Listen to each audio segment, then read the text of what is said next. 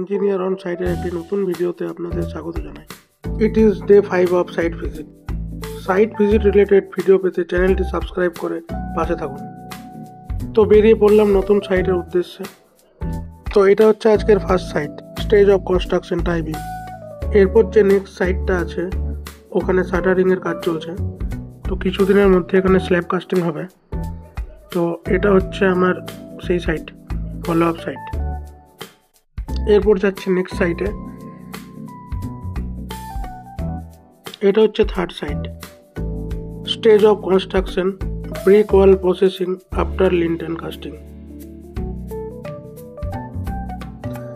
এটাও মোটামুটি 1 মাসের মধ্যে স্ল্যাব কাস্টিং হবে। তো ওই জন্য আর কি সাইট ভিজিট এসেছিলাম।